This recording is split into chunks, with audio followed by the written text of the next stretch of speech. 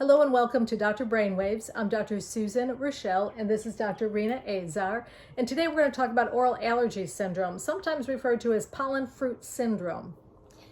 Dr. Raschal talked in a different video series about seasonal allergies, which include spring allergies to trees, summer allergies to grass, and fall allergies to leaves.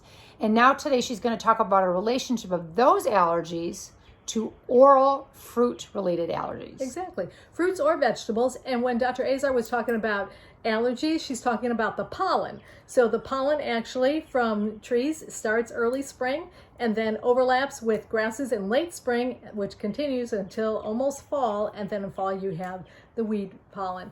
So you are right, Dr. Azar, that some people will get itching on the inside of their mouth when they're eating fresh fruits and or vegetables. And we have learned that it's because of this cross-reactivity, which means that some of the protein that's in the pollen from trees, grasses, and weeds are shared with some of the fruits and vegetables. So as a result, you may have itching in the roof of your mouth, back of your throat. And some people also describe a fullness in the back of their throat as if their airway is swelling.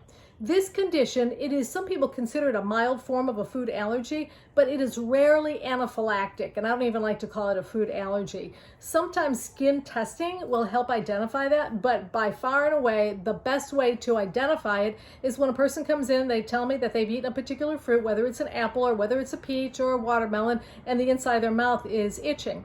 And what's happening on the inside of the mouth, it's actually breaking out in hives. And the reason being is because that cross-reactivity to the pollen that they're allergic to. So when it comes to birch tree pollen, there are frequent fruits that are associated with it. So a lot of the pitted fruits are going to be associated with specifically birch tree pollen. When it comes to grasses, grass pollen is going to be associated with watermelon and other fruits and other vegetables that you may see. And so that's going to be peaches and celery and watermelon, as well as bananas and even tomatoes. Thank you. And then the other thing is going to be weeds. And so when you have weed allergy, which again is going to occur later in the year, that's going to be the end of summer, beginning of fall, you're going to have bananas can be an issue with your cucumbers or melons or even zucchini. So those are the fruits and vegetables that you may have an issue with.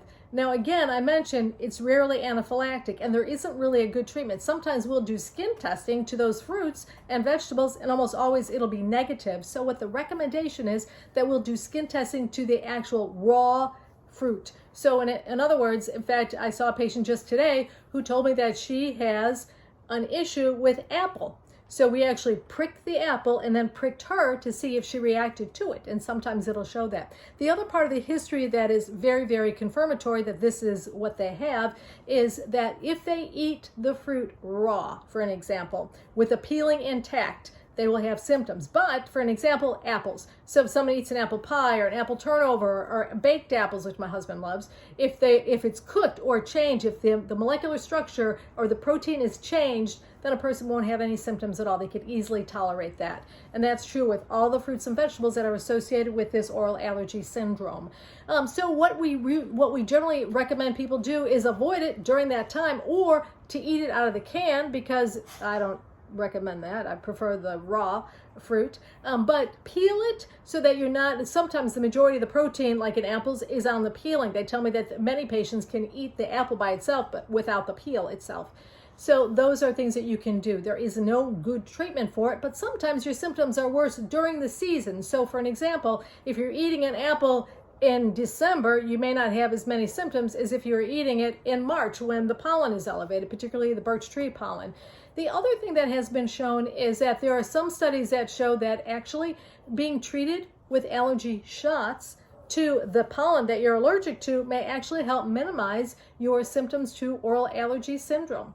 So again, very, very common condition. It affects, well, the birch tree pollen. 50 to 75% of adults with birch tree pollen actually has oral allergy syndrome. So there's the answer to your question. If you're ever wondering why the roof of your mouth itches when you eat an apple during spring season, boom, that's why.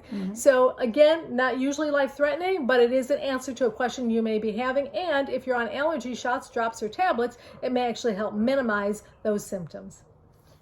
Thanks for visiting us. See you soon.